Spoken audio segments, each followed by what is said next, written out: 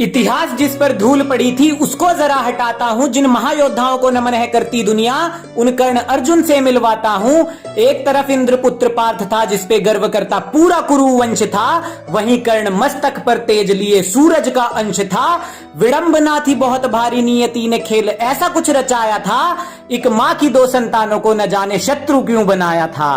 द्रोण के दो शिष्य बनने वाले आर्यव्रत की शान थे, दोनों ही बड़े वीर थे, दोनों ही शक्तिमान थे।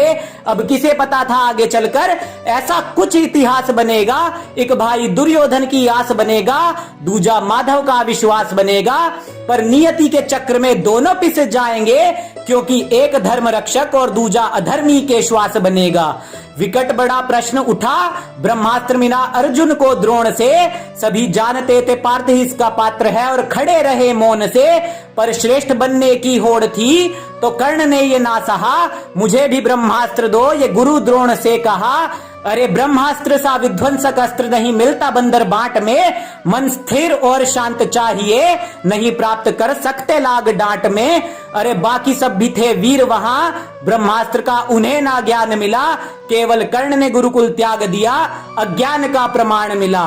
ब्राह्मण का वेश धर छल किया परशुराम से, बड़े बड़े वीर कांपते थे जिनके नाम से। ब्राह्मण था वही जिसे वेदों का ज्ञान था, सिर्फ यही जानकर भगवान ने दिया ब्रह्मास्त्र का दान था। धरती अंबर पाताल उस दिन थे कांप गए, जब कर्ण के गुरु द्रोह को भगवान थे भाप गए। पर्वत सभी धरा के और समंदर भी डोल उठे, और परशुराम कर्ण पर क्रुद्ध होके बोल उठे।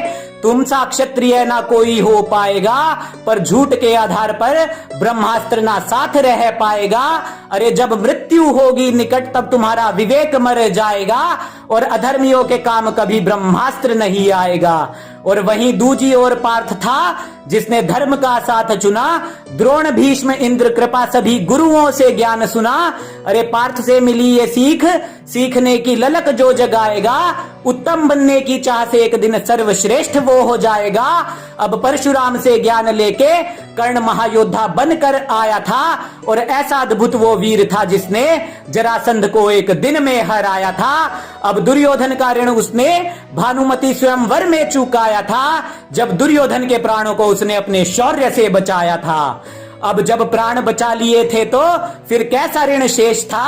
दुर्योधन समक्ष कर्ण क्यों अधर्म करने को पेश था। कलयुग में भी अधर्म का बीज जो बो जाएगा, एक अधर्म करेगा तो आगे भी करता जाएगा। अरे फिर से धर्म युद्ध होगा, शीश उसका गिर जाएगा। अधर्म के साथ जो भी होगा उसका सामर्थ्य मिट जाएगा।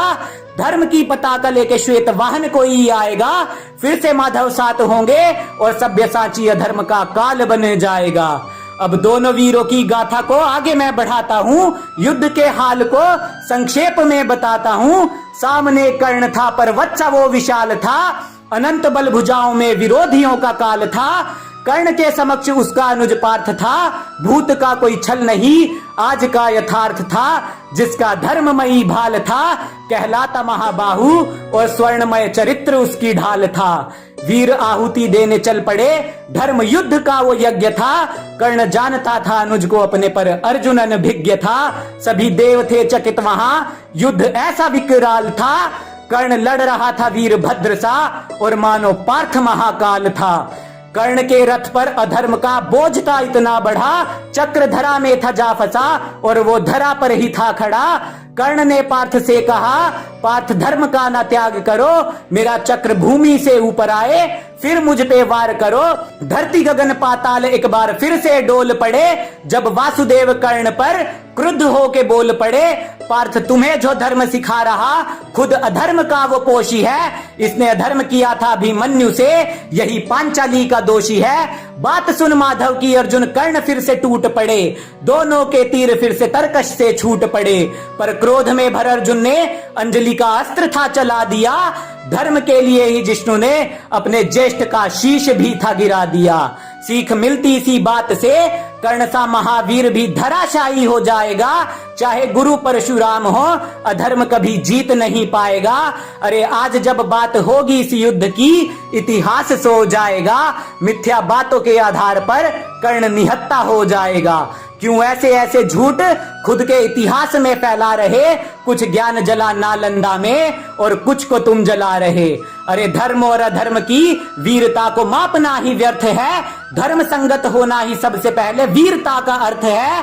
हारा था अधर्म द्वापर में, हारेगा आज भी। अरे सत्य का सदा से ही राज था, करेगा राज आज भी। जिस पक्ष में नारायण थे उस पक्ष में हम आज भी, और जिस पार्थ पर माधव को नाज था उस पर हमें है नाज आज भी, उस पर हमें है नाज आज भी।